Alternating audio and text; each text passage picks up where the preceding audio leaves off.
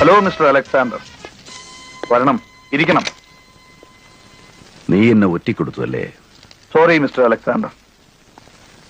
നിയമപാലനത്തിന് ഗവൺമെന്റിനെ സഹായിക്കേണ്ടത് it's a duty of a good citizen.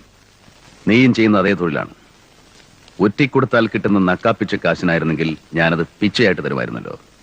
പക്ഷെ അതൊന്നും അല്ല തന്റെ ഉദ്ദേശം. നിന്റെ ബുദ്ധി എനിക്ക് മനസ്സിലാവും. നിന്റെ ചൂണ്ടലിൽ നീ എന്നെ ഇരയായിട്ട് കുരുത്തു.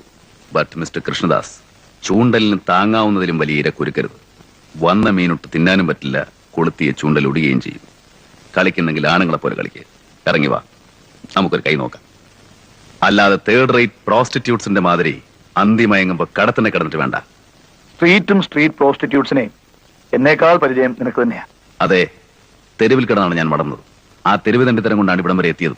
പക്ഷേ വീണ്ടും എന്നെ കൊണ്ട് ആ തെണ്ടിത്തരം എടുപ്പിക്കരുത്. വരട്ടാതെ